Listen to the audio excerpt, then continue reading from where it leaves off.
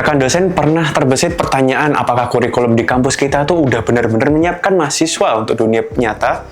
Bukan cuma sekedar teori, tapi juga berketerampilan, sikap kerja, dan daya saing global. Inilah yang coba dijawab melalui Outcome Based Education atau OBE. Sementara OBE sendiri itu bukan sekedar istilah baru ya rekan dosen di dunia akademik, tapi tuntutan regulasi, standar mutu, sekaligus kebutuhan zaman. Menarik untuk dibahas, bukan? Tapi sebelum lanjut, seperti biasanya, tidak akan pernah bosan buat selalu ingetin rekan dosen yang baru menonton video dan channel ini untuk bisa banget support terus dengan cara simple banget, yaitu cukup subscribe. Iya benar, hanya itu saja, dan jangan lupa share ke rekan dosen lainnya agar tidak ketinggalan informasi, sharing tips, dan hal-hal yang lagi dibutuhkan di lingkup akademik. Udah diklik? Kalau udah, kita kuliti dari awal. Landasan regulasi dan kebijakan terbaru terkait OBE.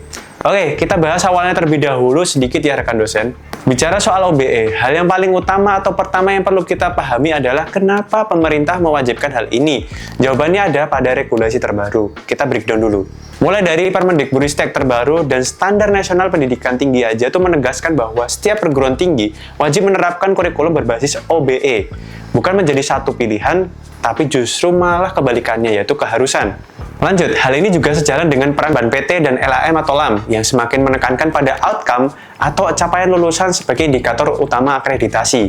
Nah, artinya, mutu sebuah program studi tidak lagi hanya diukur dari jumlah mata kuliah atau jam belajarnya, melainkan dari sejauh mana lulusannya itu mampu berkompetisi di dunia nyata. Dengan kata lain, OBE kini adalah dalam tanda kutip bahasa resmi yang digunakan pemerintah, lembaga akreditasi, dan stakeholder pendidikan tinggi untuk memastikan kualitas lulusannya. Kalau udah begini, terus regulasinya udah jelas banget mewajibkan. Pertanyaannya, kenapa OBE begitu penting di era globalisasi dan revolusi industri 5.0? OBE sangat urgent di era globalisasi dan revolusi 5.0. Tadi kita udah bahas kulit luarnya ya rekan dosen. Udah makin menarik untuk kita perdalam lagi. Kita perdalam lagi buat bongkar titik permasalahannya. Nah, di era globalisasi, di dunia kerja tidak lagi menilai dari ijazahnya. Yang ditanya adalah apa yang bisa dilakukan lulusan kita. Disinilah posisi OBE menjadi cukup relevan. Kok beda ya dari awal? Sebentar, kita kulik dulu. OBE memastikan bahwa lulusan tidak hanya menguasai teori, tapi juga kompetensi profesional, soft skill, dan sikap kerja yang adaptif.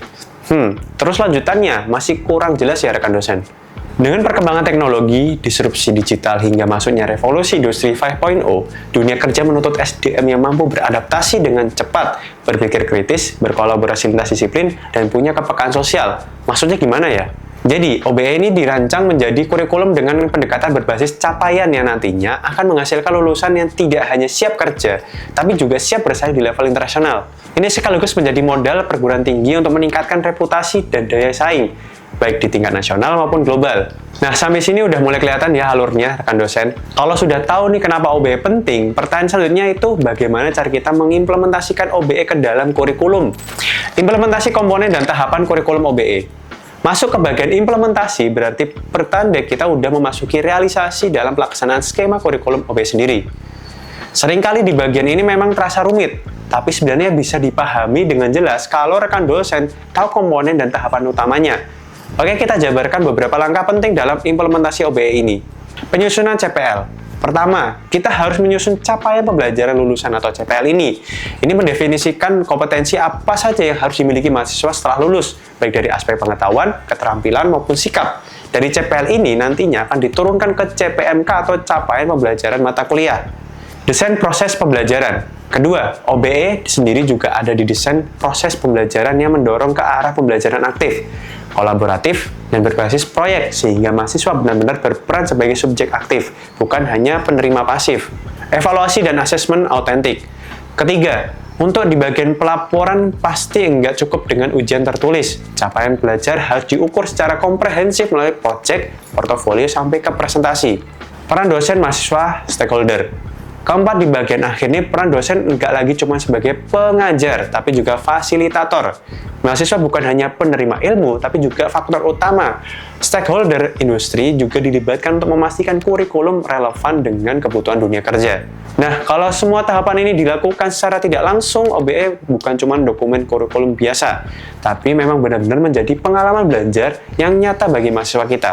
Untuk bisa ngelakuin pengembangan kurikulum ini dengan penyesuaian yang kita rencanakan itu nggak semudah nulis dokumen. Ada beberapa tantangan yang harus diperhatikan dan dihadapi. Tantangan pengembangan kurikulum OBE. Oke, rekan dosen, perlu kita ingat-ingat lagi kalau sehebat apapun konsep OB yang kita buat, tetap ada aja tantangan di lapangan. Mulai dari budaya akademik sampai ke hal teknis rumusan capaian pembelajaran. Nah, kita cek sama-sama tantangannya itu ada apa aja ya.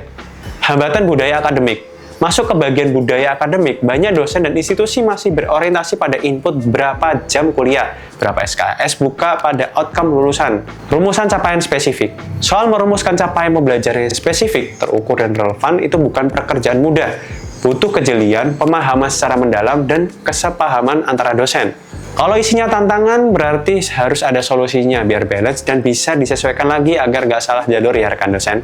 Solusi dari kedua tantangan ini, rekan dosen bisa ikut pelatihan intensif bagi dosen, kolaborasi lintas program studi, penggunaan teknologi pendidikan, dan dialog intensif dengan pihak industri.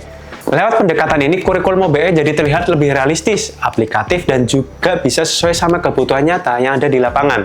Jadi kalau ada tantangan dan solusinya udah tersedia, tinggal gimana komitmen perguruan tinggi itu serius menerapkannya enggak. Outcome based education atau OBE sekali lagi bukan sekedar tren ya rekan dosen, tapi kebutuhannya nyata di era globalisasi. Dengan regulasi yang jelas, urgensi yang enggak terbantahkan, tahapan implementasi yang terukur, dan solusi atas tantangan di lapangan, OBE bisa banget jadi jalan bagi perguruan tinggi biar bisa melahirkan lulusan yang unggul, adaptif, dan berdaya saing global. Sudah siapkah kampus kita untuk bertransformasi ke OBE? Kalau video ini bermanfaat, jangan lupa klik subscribe dan share ke rekan dosen lainnya. Like dan komen di bawah ini apa yang perlu kita kulik lagi seputar karir dan akademik dosen. Sampai jumpa di video selanjutnya.